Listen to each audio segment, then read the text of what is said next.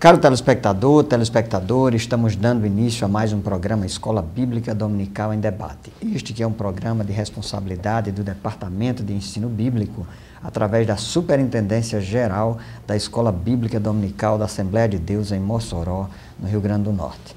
Nós estamos estudando na classe de adultos, neste trimestre, as parábolas de Jesus, as verdades e princípios divinos para uma vida abundante.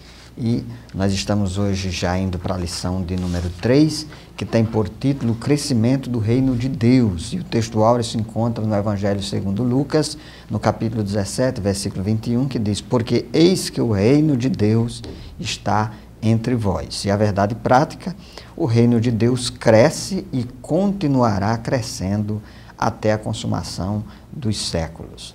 Bem, nós vamos fazer uma breve pausa, convidamos você a continuar conosco até o final, voltaremos em seguida.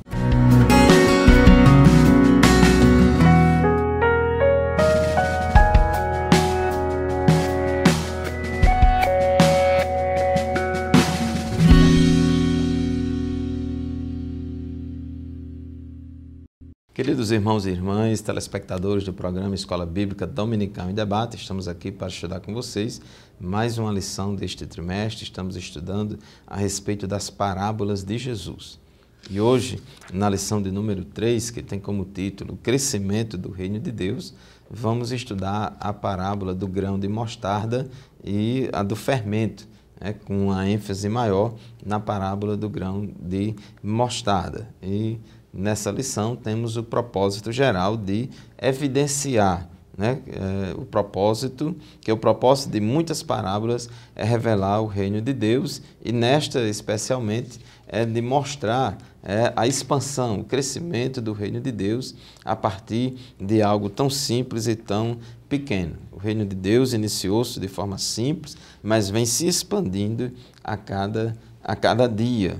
Então, esse é a grande ênfase da nossa lição de hoje. Ambas as parábolas, tanto do grão de mostarda como do fermento, trata desse crescimento, da expansão do reino de Deus, vistos a partir da singeleza e da aparente simplicidade de uma semente ou de uma pequena porção de fermento. Embora seja pequeno, mas os seus efeitos não podem ser subestimados, porque eles são efeitos grandes, têm a capacidade de provocar grandes mudanças. Então, não obstante esses elementos, a semente de mostarda, que é pequena, e a pequena porção lá de fermento, não aparentar grande coisa, ambos provocam um efeito totalmente desproporcional à sua aparência. Então, essa vai ser a tônica da nossa lição de hoje ao estudar essas duas parábolas, sempre lembrando sobre essa questão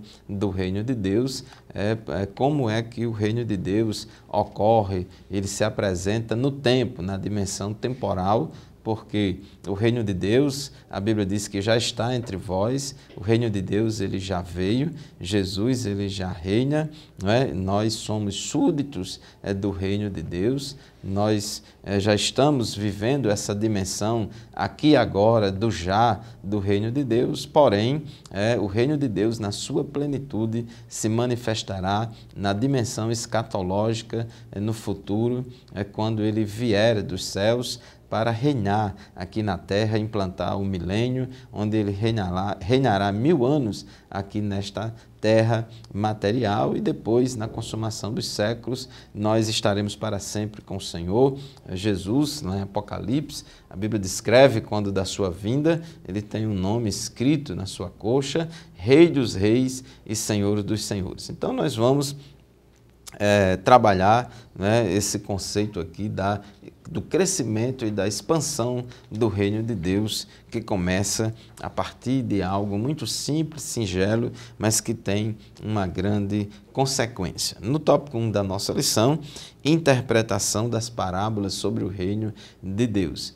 Grande parte das parábolas de Jesus foi dita, foi ensinada para falar a respeito da natureza e expansão do reino de Deus. E nesta tópico 1.1, a semente de mostarda, chama a atenção que esta semente de mostarda simboliza de forma proverbial aquilo que é pequeno e insignificante, né? Disse Jesus, né, aqui que o reino de Deus, como é que a gente pode compará-lo? É como um grão de mostarda que caindo, que quando se semeia na terra é a menor de todas as sementes que há na terra, mas tendo sido semeado, cresce e faz-se a maior de todas as hortaliças, né? Então, nós temos aí essa comparação muito importante e muito interessante, porque, professor José Roberto, o reino de Deus começou, o rei Jesus vindo montado em um jumentinho, de forma humilde, ali em Israel, na Palestina, entrou em Jerusalém e o povo aclamou ele, bendito o rei que vem em nome do Senhor, né? E Jesus começou a sua pregação, começou a sua evangelização, a sua proclamação, a sua obra, o seu ministério, e foi crescendo, e hoje milhões de cristãos espalhados em toda a terra confessam o nome de Cristo. É bem verdade, pastor Fábio, e nós aprendemos através dessa parábola que Jesus contou a importância do reino de Deus, a sua expansão, e Jesus recorreu aqui a uma figura de linguagem. A gente já destacou aqui em aulas anteriores que a parábola é um recurso retórico, é um recurso didático. Então Jesus recorreu aqui a uma figura denominada de similitude. Então ele se utiliza do grão de mostarda e do fermento para tratar a respeito do crescimento do reino de Deus. Esse conceito de reino de Deus é um conceito também bastante complexo na Bíblia e às vezes não bem compreendido, mas a noção de reino de Deus é algo que transcende, inclusive, a questão da igreja. Deus reina para sempre. A gente já pode considerar que a atuação de Deus em relação a Israel no Antigo Testamento também, mas no contexto do Novo Testamento, o rei é Jesus, e onde Jesus está, ali está o reino. Por isso que Jesus disse que o reino de Deus já estava no meio dos seus discípulos. E, ao mesmo tempo, a gente concebe que o reino é também uma dimensão do já e do ainda não. Isso porque, na mesma medida em que os cristãos já estão experimentando esse já, o reino de Deus no presente, nós também precisamos ter a consciência que esse reino de Deus é um reino que se expande e que se completa e assume a sua plenitude e concretude por ocasião do milênio, quando Jesus vier para reinar. E também é importante ter cuidado para não confundir, como fizeram alguns cristãos no século 3 e 4, essa concepção de reino de Deus ser atrelada a qualquer governo humano ou político.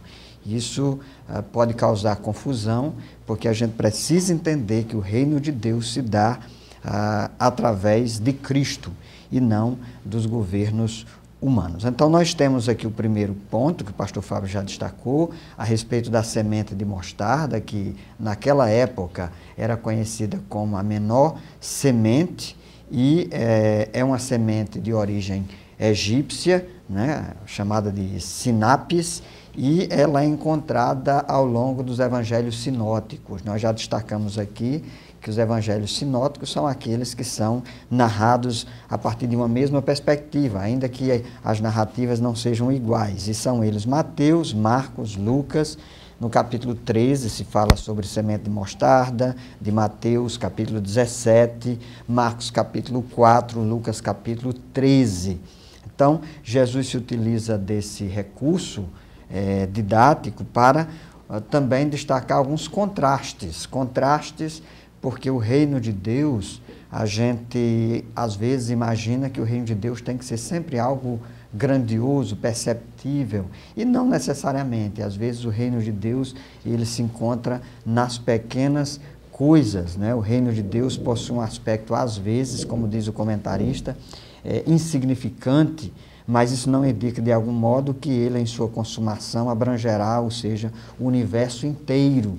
Então, evidentemente, vai chegar o tempo, numa dimensão escatológica do futuro, a gente vê isso quando lê os profetas do Antigo Testamento e quando lê o Apocalipse, a gente entende que o reino de Deus vai ter plena expansão quando todos se dobrarem perante Jesus, reconhecendo-o como Rei dos Reis e Senhor dos Senhores, que esse episódio está registrado no capítulo 19 do livro do Apocalipse, quando Jesus vai voltar para estabelecer o seu governo, o seu reino.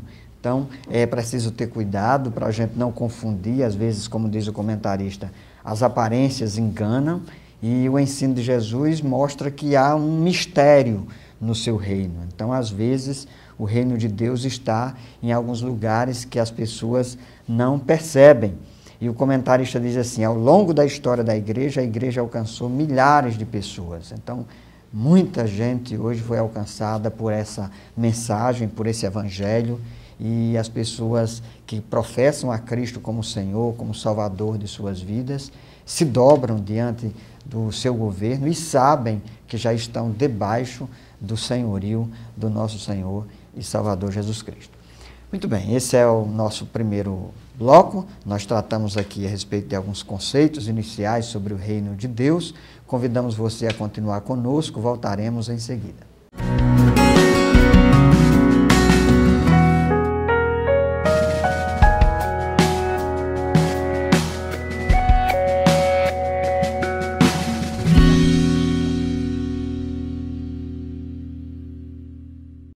Amados telespectadores, telespectadoras do programa Escola Bíblica Dominical em Debate, estamos de volta com o nosso programa de hoje, estudando a lição de número 3, o crescimento do reino de Deus. A parábola do grão de mostarda e do fermento, ele não objetiva esclarecer e ensinar tudo a respeito do reino de Deus, mas a ênfase é apenas no aspecto do seu crescimento e desenvolvimento, que começa muito pequeno, de uma forma simples, mas que rapidamente cresce e se torna grande, né? E aí Jesus usou essa questão aqui, de forma proverbial, a questão da semente de mostarda, que sendo muito pequenininha, o tamanho desta semente, deste grão, quando é semeado, quando é lançado na terra, quando é lançado na horta, ela vai crescer. Ela vai crescer, se tornar numa árvore grande, essa sinapse, aqui sinapse nigra, ou mostarda negra, que é a espécie que Jesus se referiu aqui, de mostarda, que tem origem egípcia. Essa planta, ela atinge aproximadamente 3 metros de altura, embora seja uma semente bem pequenininha, alcança até 3 metros de altura, de modo que com esse tamanho é possível as aves do céu, como disse Jesus aqui, cria grandes ramos de tal maneira que as aves do céu podem aninhar-se debaixo da sua sombra. Então, ela cresce. E aqui, como diz o tópico 1.2, é uma ênfase muito grande aqui de contrastes, porque a parábola do grão de mostarda é uma história dos contrastes entre um começo aparentemente insignificante, e uma coroação surpreendente, entre o contraste entre o oculto hoje e o revelado no futuro. Então, o tamanho atual do reino de Deus possui um aspecto insignificante, mas isso não indica de modo algum que ele, em sua consumação no futuro, abrangerá todo o universo. Por isso que, como o professor José Roberto já enfatizou, também no bloco anterior, às vezes as aparências enganam. Como diz aqui o tópico 1.3, muitas vezes julgamos as coisas pelo aspecto exterior, e o ensino de Cristo apresenta o poder misterioso da fé que dá início ao reino de Deus. Uma coisa que eu quero chamar a atenção aqui para os nossos queridos telespectadores é que o reino de Deus ele está nas pequenas coisas. Quando a gente fala dessa questão de reino, a primeira coisa que chega na mente de muitas pessoas é aquela concepção de reino humano, que os homens e que os reis da terra colocam muito no aspecto do sinal de força, de poder, poder de coerção, poder militar, poder bélico, de coisas aparentemente luxuosas, nababescas, coisas extravagantes que chamam atenção, mas na verdade não é assim. O reino de Deus é diferente, os conceitos celestiais, bíblicos, são diferentes dos conceitos dos homens. E nunca confundamos o reino de Deus com o reino dos homens. Nem mesmo nesse período que estamos vivendo agora no nosso país, de política, eleição presidencial, não deposite a sua fé em nenhum político como um redentor da humanidade, como um Messias que vai resolver todos os seus problemas e todos os problemas do país. Como cidadãos, a gente participa e tem as nossas opiniões e preferências, mas não vamos confundir nenhum reino humano com o reino de Deus. Não vamos confundir. Jesus, ele já reina em nossos corações, ele já tem seus súditos, todos aqueles que passaram pela experiência do novo nascimento, que foram regenerados pelo Espírito Santo, que são novas criaturas em Cristo, e são súditos do reino de Deus, já servem ao grande rei Jesus, e Jesus já reina na igreja, e Jesus, ele tem controle de todo o universo. Também não pense que Jesus perdeu a batalha, ele tem o controle de todo o universo, de todas as coisas, porque ele é Deus, ele é soberano, e nessa questão do crescimento do reino de Deus, Jesus, ele não prega, a Bíblia diz, não é por força nem por violência. A evangelização, a proclamação do evangelho, a conquista de novos súditos para o reino de Deus não é na base da coerção, não é na base da imposição, não é na base da conversão forçada, como algumas religiões às vezes fazem atualmente e também já fizeram ao longo da história, que chega em algum lugar, em uma comunidade, em um país, em uma nação, em um povo, e ali impõe aquela religião, impõe aquela fé, e obriga as pessoas a acreditarem naquela crença, e quem não acredita, elimina, e a nova geração já nasce debaixo daquela doutrinação, daquela religião. Não é assim. O reino de Deus, ele cresce por meio da semeadura da semente na boa terra. Estudamos aqui a parábola do semeador na lição passada, e aqui a parábola do grão de mostarda diz que o grão de mostarda, a semente de mostarda, é semeada na terra. Ela tem que ser semeada e aí o resto é com Deus. É Deus quem faz crescer. A Bíblia diz que uns plantam, outros regam, mas é Deus que dá o crescimento. Deus é quem dá o crescimento. Então, Jesus começou seu ministério com alguns discípulos e, ao longo da história, a igreja alcançou milhares de pessoas, como diz em Mateus 8:11, o próprio Jesus disse, mas eu vos digo que muitos virão do Oriente e do Ocidente e assentar-se-ão à mesa com Abraão, Isaque e Jacó no reino dos céus. Então, o professor José Roberto, o princípio aparentemente insignificante do reino de Deus, não retrata o que ele será na consumação de todas as coisas, porque será grande, e será da forma como Deus trabalhou e determinou que fosse. É isso mesmo, e daí a importância da semeadura. É assim que o reino de Deus se expande, pregando o evangelho com amor, com misericórdia, com graça, levando adiante a mensagem do nosso Senhor e Salvador Jesus Cristo. Nós temos um exemplo negativo dessa tentativa de impor um reino e a própria cristandade sobre uma nação e sobre um povo no século 3, 4 da era cristã, quando Constantino supostamente se converteu ao cristianismo através de um sonho que ele teve e impôs e estabeleceu o cristianismo como uma religião oficial do Império Romano. E alguns teólogos até, eu lembro de ter lido a História Eclesiástica de Eusébio de Cesareia, um livro que foi escrito no século 3, 4 da era cristã, ele empolgado, entusiasmado, porque a igreja que vinha de um contexto de perseguição passa a assumir agora uma nova postura e uma nova atitude, e ela se torna empoderada porque faz um casamento com o Império Romano. Então, alguns teólogos confundiram e quiseram entender aquele momento como a expansão do reino de Deus, e alguns foram até mais distante, chegando a pensar que o milênio já havia chegado e que Jesus estava reinando naquele contexto. Então, entender que o reino de Deus é um reino que se dá na semeadura, que é um reino de paz, é um reino de amor, é um reino de misericórdia,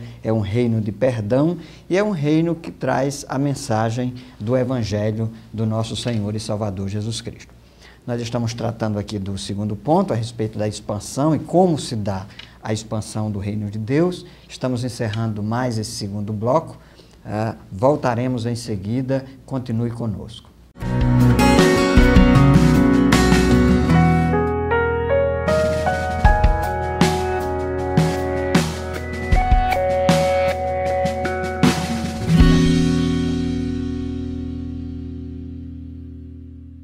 Estamos de volta ao programa Escola Bíblica Dominical em Debate, hoje tratando a respeito do crescimento do Reino de Deus, e a lição 3 que nós estamos estudando, e nesse ponto 2 nós estamos abordando a questão da expansão do Reino de Deus, e tratamos aqui sobre a semeadura. O campo, sem dúvida, trata-se do mundo, do coração das pessoas, e essa parábola mostra a importância de nós divulgarmos o Evangelho, pregarmos o Evangelho ao redor do mundo. A igreja recebeu esse comissionamento que nós encontramos nos 4 evangelhos, não apenas nos sinóticos, Mateus, Marcos e Lucas, também no Evangelho de João, o segundo João. Jesus dá o comissionamento, a grande comissão para que a igreja leve o Evangelho até os confins da terra. E Atos capítulo 1, versículo 8, mais explicitamente, Jesus, depois de ressuscitar, Lucas, nessa narrativa, destaca que Jesus mostra o poder por meio do qual o Evangelho será expandido e o reino de Deus se estenderá por toda a terra. Mas recebereis poder. Que poder? Ao descer sobre vós o Espírito Santo, e ser-me-eis testemunhas, não só em Jerusalém, Judéia, Samaria, mas até os confins da terra. Então, essa semeadura se dá também por meio do poder do Espírito Santo. Então, ninguém pode convencer, o professor Fábio já destacou isso aqui, ninguém pode convencer o outro, impor sobre o outro as suas convicções, as suas vontades. Nem mesmo o Evangelho de Jesus Cristo pode ser imposto. Nós temos que pregar a liberdade do ser humano, deve ser respeitada, até porque o próprio Deus não quer que ninguém o aceite à força. E isso se dá através do poder do Espírito Santo, porque, como o próprio Jesus diz lá em João capítulo 16, é o Espírito Santo que convence o homem do pecado, da justiça, do juízo. E aqui em Atos capítulo 1, versículo 8, nós entendemos que a própria igreja também, essa pregação, essa semeadura, como aconteceu no dia de Pentecostes, que está ali no capítulo 2 do livro de Atos, se deu por meio do poder do Espírito Santo. E é por meio do Espírito Santo que a gente leva adiante, pastor Fábio, essa mensagem, e é por meio do Espírito Santo que as pessoas compreendem o teor dessa mensagem e se voltam para Cristo e encontram ali a sombra, né, que essa semente dessa árvore ou desse arbusto que a semente de mostarda foi capaz de gerar. É verdade, nós como igreja temos a responsabilidade de pregar o Evangelho a toda criatura, fazer discípulos em todas as nações. A nossa responsabilidade é semear a boa semente da palavra de Deus. Estudamos na parábola do semeador semana passada, eis que o semeador saiu a semear. Então, se não acontecer a semeadura, o reino de Deus não vai crescer. Então, nós temos que semear a palavra de Deus, né? E semear em todos os terrenos. E semear em todos os terrenos, a semente é boa, e assim Deus vai dar o crescimento, Deus vai fazer expandir esta obra. O Espírito Santo, Ele é quem controla, Ele direciona a igreja. É como vemos em Atos dos Apóstolos, o Espírito Santo orientando Paulo: pregue aqui, não pregue acolá agora, né? Pregue naquele outro canto. Então o Espírito Santo, ele conduz a igreja. O livro de Atos dos Apóstolos mostra como o Espírito Santo ele usa a igreja para poder pregar o Evangelho a toda criatura, a todas as pessoas, e assim vai crescendo o reino de Deus. E a igreja na terra, ela tem essa dimensão local e universal. Ela tem essa dimensão local porque onde estiver 2 ou 3 reunidos no nome de Jesus, ali ele se faz presente, ali é uma igreja. Qualquer comunidade de cristãos convertidos, regenerados, né, que vivem em comunhão e que servem a Cristo, ali é uma igreja local, que se identifica, que se reúne e que está presente em determinado lugar.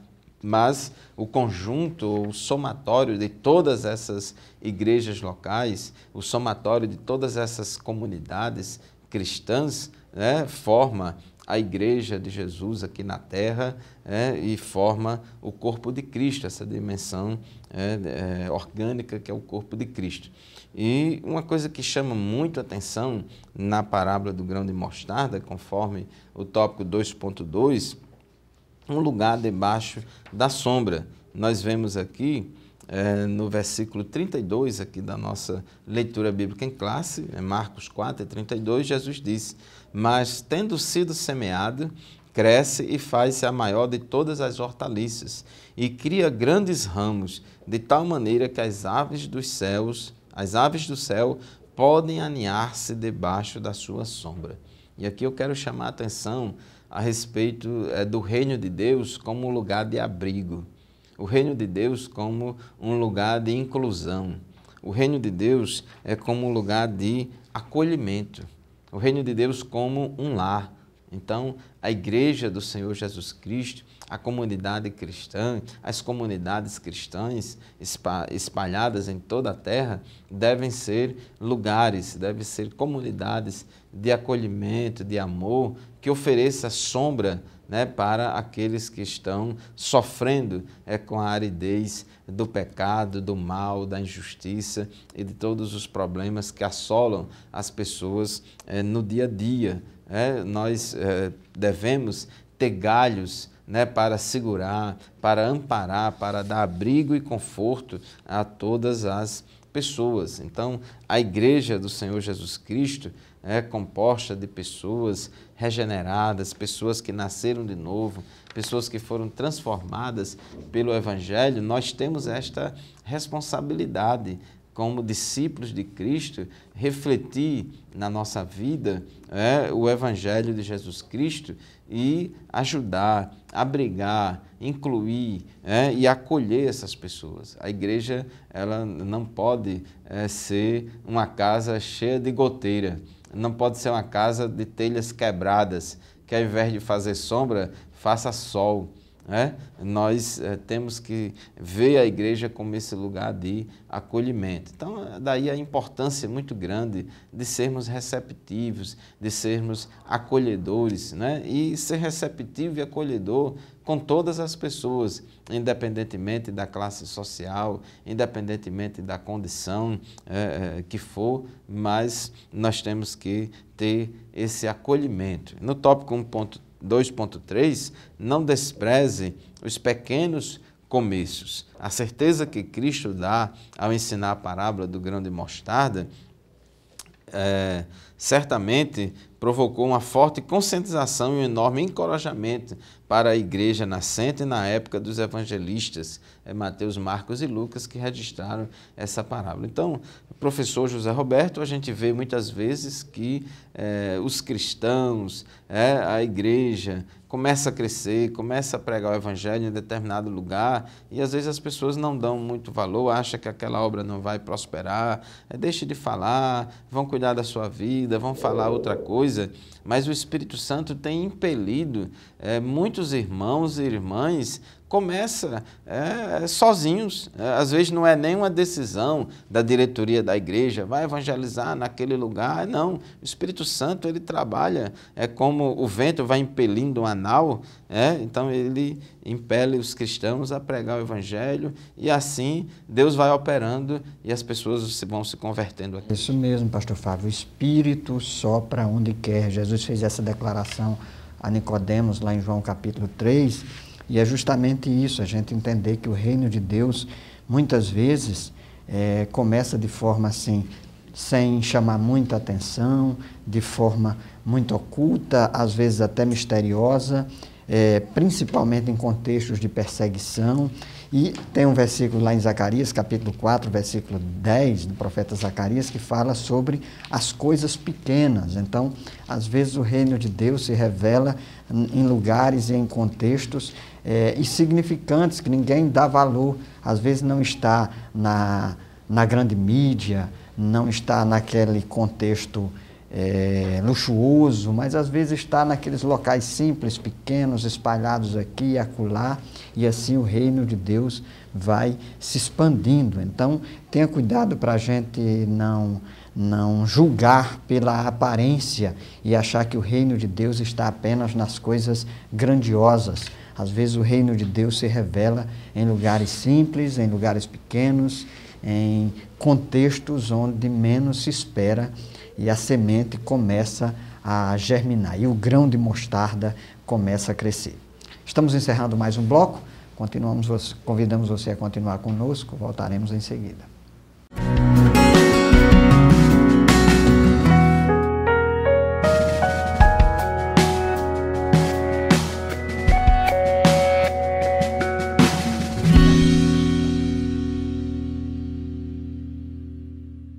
Estamos de volta, programa Escola Bíblica Dominical em Debate, hoje falando sobre a expansão, o crescimento do reino de Deus. O ponto 3 da nossa lição pergunta: quem participa do reino de Deus? Então, os participantes do reino de Deus são aqueles que fazem parte do reino de Cristo, portanto, tornam-se seus súditos e reconhecem que Jesus é o seu Senhor. A gente prega o Evangelho, leva adiante a mensagem de Cristo, convidando as pessoas para receberem a Cristo como Salvador, mas muito mais do que tê-lo como Salvador, é preciso também tê-lo como Senhor de nossas vidas.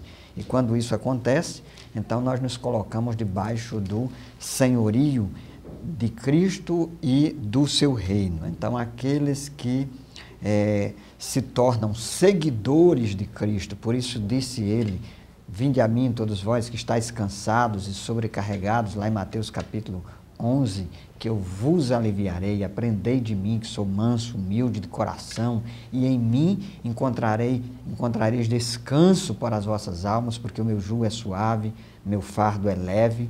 Jesus também diz lá em Mateus capítulo 16, ele convida aqueles que querem vir após ele, aqueles que quiserem vir após mim, tornarem-se seus discípulos, carregando a sua cruz, seguindo-me.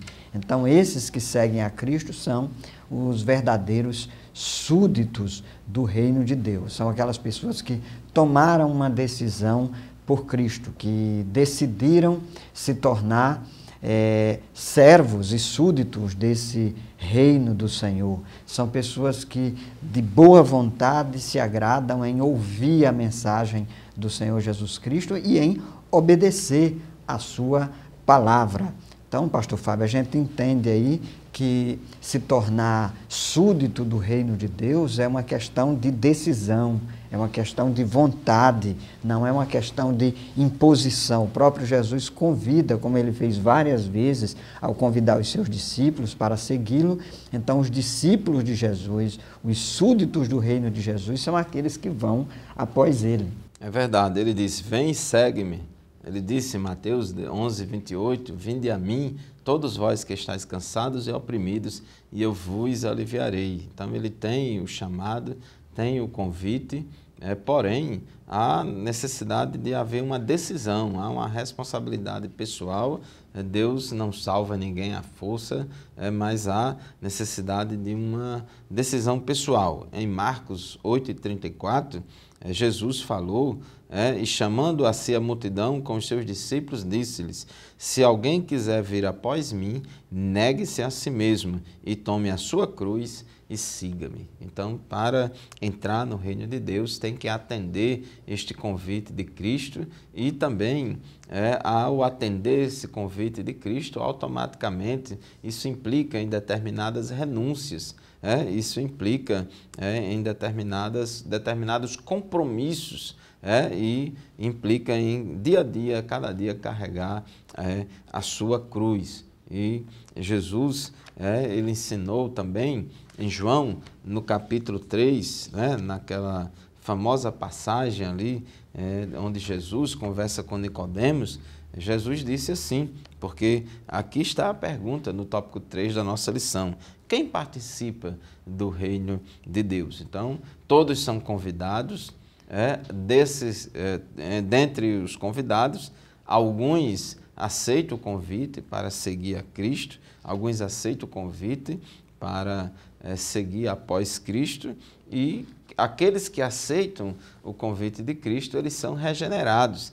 Jesus respondeu a Nicodemos em João 3:3, na verdade, te digo que aquele que não nascer de novo não pode ver o reino de Deus. Aquele que não nascer do alto, aquele que não for regenerado. No versículo 5, João 3:5, Jesus tornou a responder dizendo, na verdade, te digo que aquele que não nascer da água e do Espírito não pode entrar no reino de Deus. Observe, meu querido irmão, que Jesus mesmo falou a Pilatos, o meu reino não é deste mundo. Não confundamos aqui o reino de Deus com uma utopia política que está aí no mercado das utopias, como mais uma utopia que você pode escolher e está à sua disposição. Não é assim. Para entrar no reino de Deus é preciso atender o chamado de Cristo, é preciso seguir a Cristo, é preciso nascer de novo, é passar por esse processo de regeneração, de transformação, e o discípulo de Cristo é aquele que anda, que segue os passos de Cristo. Como diz o tópico 3.2, é quem tem uma relação pessoal com Jesus. Ser cristão é ter relação pessoal com Cristo. O cristianismo não trata, a nossa identificação não é com um ismo aí da vida, a nossa identificação não é com a religião, mas sim com uma pessoa, é o relacionamento pessoal com Jesus. Então, um discípulo de Cristo não é um admirador, mas um seguidor. Jesus nos chama para segui-lo. Então, o verdadeiro discípulo, ele imita o seu mestre, segue as suas pisadas e anda em obediência à palavra de Deus. Então, professor José Roberto, esse verdadeiro discípulo tem essa caminhada dinâmica com Cristo.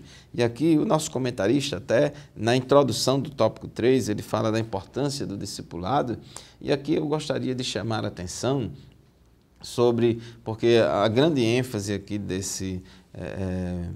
como é que se diz, desse comentário, dessa lição, a questão do crescimento numérico, da expansão do reino de Deus. Realmente a planta de mostarda cresceu, ficou grande, atinge mais ou menos 3 metros de altura, mas não é só o crescimento quantitativo que é importante, mas é importante também o crescimento qualitativo, porque se a planta crescer, mas não tiver folha, ela não vai fazer sombra. Se a planta crescer e não tiver galhos de forma que dê abrigo às aves do céu, também não vai resolver o problema. Então, a planta de mostarda, ela não precisa só existir como grande, como um tronco único, ela tem que ter ramificações, tem que ter galhos que permita as aves pousar neles e tem que ter sombra, ou seja, tem que ter qualidade. E aí, pastor Fábio, lembrando, aqui em Mateus capítulo 28, no contexto da grande comissão, Jesus diz, indo, portanto, fazei discípulos. Então, a expansão do reino de Deus não é apenas uma questão de quantidade numérica, mas principalmente de fazer com que as pessoas se tornem seguidores e seguidoras de Jesus Cristo. Então, essa é a missão evangelizadora da igreja. E para explicar aqui essa passagem, eu gostaria de fazer mais uma vez referência aqui ao C.S. Lewis, que foi um pensador britânico aí que muito influenciou aos cristãos, e ele diz que nós estamos aqui na Terra como pessoas que são súditos do reino de Cristo. E, evidentemente, a gente precisa entender que esse contexto no qual nós nos encontramos é um reino que vai de encontro aos valores do Evangelho, aos valores de Cristo, aos valores do amor, da misericórdia, da graça, do perdão. E nós estamos aqui, diz ele, numa alegoria brilhante, como geralmente ele faz, que é como se nós estivéssemos desembarcados aqui nesse território e nós vamos expandindo, enquanto súditos do reino, os valores do reino do nosso Senhor e Salvador Jesus Cristo, levando essa boa mensagem, levando o Evangelho de Jesus, não de forma impositiva, mas trazendo às pessoas o exemplo, propagando valores que acolham as pessoas e que tragam as pessoas para o redil do bom pastor, daquele que deu a vida pelas suas ovelhas, daquele que alivia o nosso fardo, daquele que traz descanso para as nossas almas e para as nossas vidas. Então, esse é o contexto da expansão do reino de Deus. Evidentemente, não tem problema se a igreja crescer quantitativamente, sem problema, isso é bom e agradável, desde que o crescimento quantitativo não comprometa o crescimento qualitativo e que o crescimento quantitativo não se torne um fim em si mesmo. Então, muitas vezes a gente quer crescer muito para mostrar que a gente tem poderio socioeconômico, político, e às vezes a gente acaba se perdendo, pastor Fábio, perdendo o fio da meada e o sentido pleno do Evangelho de Jesus. É verdade, equilíbrio, quantidade e qualidade. Na nossa leitura bíblica em classe aqui, Jesus, ele falou também sobre a questão do fermento. E a comparação é semelhante, né? Então, Mateus 13, 33, Jesus disse, outra parábola ele lhes disse, o reino dos céus é semelhante ao fermento que uma mulher toma e introduz em 3 medidas de farinha até que tudo esteja levedado. Todo mundo sabe que se você... o fermento, você pega uma pequena quantidade, uma pequeníssima quantidade, e quando coloca ele na massa, na farinha de trigo ou outras farinhas, quando coloca junto lá do amido, esse fermento, ele misturado, em contato, né, com a massa, vai levedar toda a massa, vai inchar, vai aumentar, vai expandir, vai crescer aquela massa. Então nós, como cristãos, como discípulos de Cristo, temos que viver no mundo sem se contaminar com o mundo, porém se relacionando com o mundo, a fim de influenciar o mundo com os valores do reino de Deus. A semente tem que ser semeada na terra e assim ela vai crescer, ela vai produzir o seu efeito para a glória do nome de Jesus. É isso mesmo, nós estamos concluindo o nosso programa, o debate continua na Escola Bíblica Dominical da sua congregação, lá na sua igreja. Este programa, nenhum outro substitui a sua frequência lá na Escola Bíblica Dominical. Continue nos acompanhando através das redes sociais, através do YouTube, através do nosso programa na TV a cabo, no canal 38 da TCM, né? E também o pastor Fábio está fazendo um programa alusivo aos jovens, né? A classe de jovens. Isso mesmo, programa EBD Jovem, lições bíblicas de jovem na CPAD. Estamos estudando nesse trimestre a respeito do movimento pentecostal. Muito bem, fiquem todos na paz do Senhor e até o próximo programa, se Ele mesmo permitir. A paz do Senhor, até o próximo programa, se Deus quiser. Amém.